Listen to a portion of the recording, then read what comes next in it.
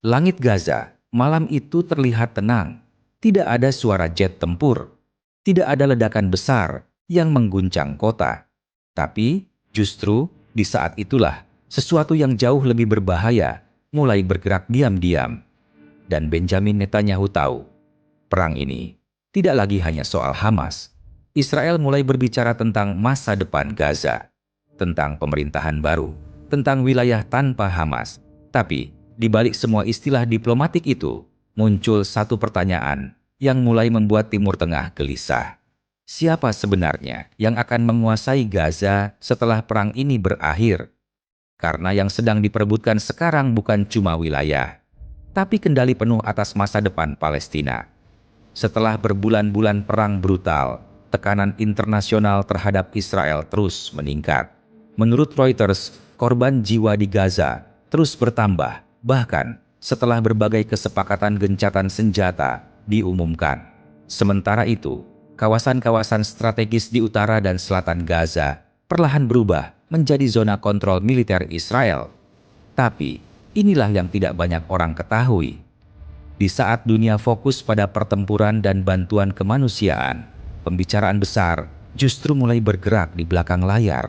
Amerika Serikat, Israel, Qatar, Mesir, hingga beberapa negara regional mulai membahas satu hal yang sangat sensitif. Siapa yang akan memerintah Gaza setelah Hamas? Dan disinilah segalanya berubah. Benjamin Netanyahu secara terbuka mulai berbicara tentang kemungkinan pemerintahan baru di Gaza pada 2026. Dalam wawancara yang dikutip New York Post, Netanyahu mengatakan, Gaza bisa memiliki pemerintahan baru jika Hamas dilucuti. Kalimat itu terdengar sederhana, tapi maknanya sangat besar. Karena bagi Israel, masalah utamanya bukan hanya perang. Masalah utamanya adalah siapa yang memegang senjata setelah perang selesai. Netanyahu berkali-kali menegaskan bahwa Israel tidak akan membiarkan rekonstruksi Gaza dimulai sebelum Hamas benar-benar kehilangan kekuatan militernya. Menurut laporan Times of Israel dan Le Monde, pemerintah Israel kini fokus pada dua target utama, melucuti Hamas dan mendemiliterisasi Gaza sepenuhnya. Artinya, jelas, Israel tidak ingin Hamas sekadar melemah. Israel ingin Hamas benar-benar hilang dari struktur kekuasaan Gaza. Tapi masalahnya bukan di situ. Karena menghilangkan Hamas jauh lebih rumit daripada sekadar operasi militer. Menurut berbagai laporan intelijen dan analisis regional, Hamas masih memiliki ribuan personel aktif, jaringan terowongan bawah tanah, dan struktur administrasi yang tetap berjalan, bahkan di tengah perang. Reuters melaporkan Hamas masih mengontrol distribusi, pajak lokal, hingga penempatan loyalis di berbagai sektor pemerintahan Gaza. Dan itu membuat satu fakta menjadi jelas. Israel mungkin bisa menghancurkan gedung-gedung di Gaza, tapi menghancurkan pengaruh Hamas adalah cerita yang berbeda.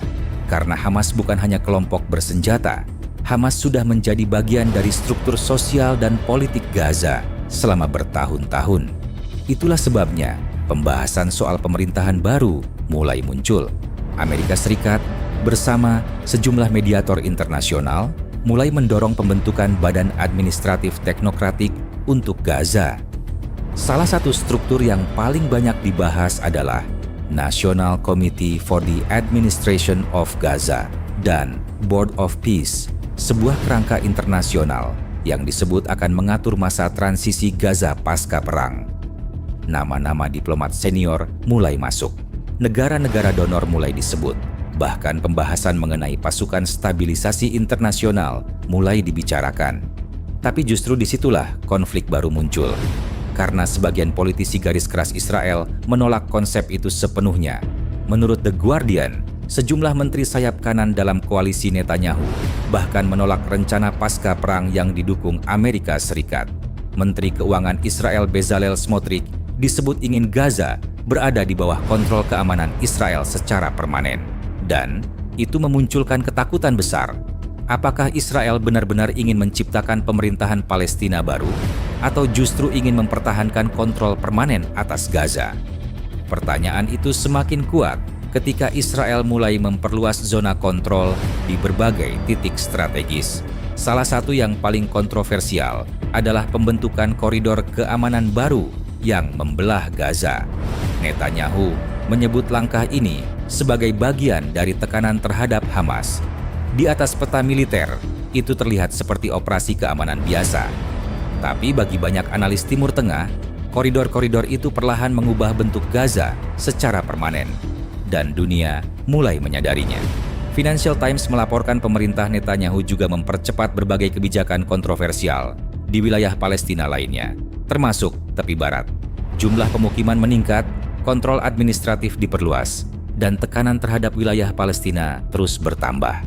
Situasi ini membuat banyak pihak khawatir bahwa perang Gaza bukan hanya soal menghancurkan Hamas, tapi juga soal mengubah realitas geopolitik Palestina untuk jangka panjang. Namun, di sisi lain, Israel juga menghadapi dilema besar karena perang berkepanjangan mulai memicu tekanan politik di dalam negeri. Pemilu Israel 2026 mulai mendekat. Koalisi Netanyahu tidak stabil. Partai-partai ultranasionalis menuntut pendekatan lebih keras. Sementara, sebagian masyarakat Israel mulai lelah dengan perang tanpa akhir. Dan di tengah tekanan itu, Netanyahu harus memainkan dua hal sekaligus. Menjaga citra kuat di depan publik Israel, tapi juga menjaga hubungan dengan Amerika Serikat yang mulai mendorong solusi politik. Masalahnya, kepentingan keduanya tidak selalu sama. Menurut berbagai laporan, Washington mulai mendorong pembentukan struktur sipil baru di Gaza agar konflik tidak terus berulang. Tapi, beberapa kelompok garis keras Israel justru menginginkan kontrol militer jangka panjang.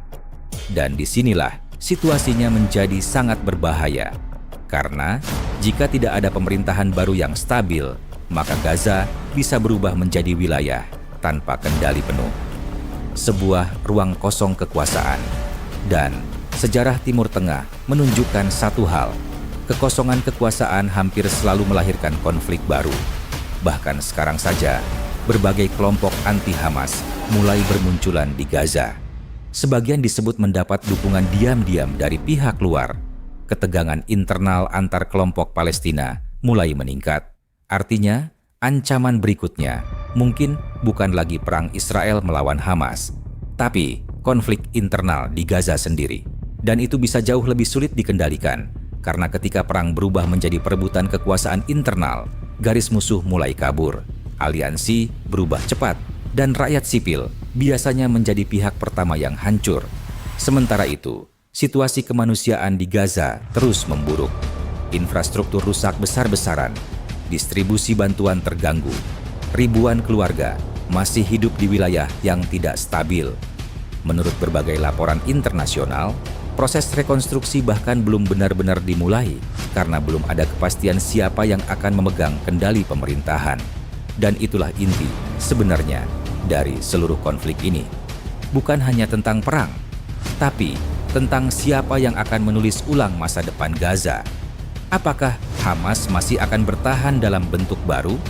Apakah Israel akan mempertahankan kontrol keamanan permanen?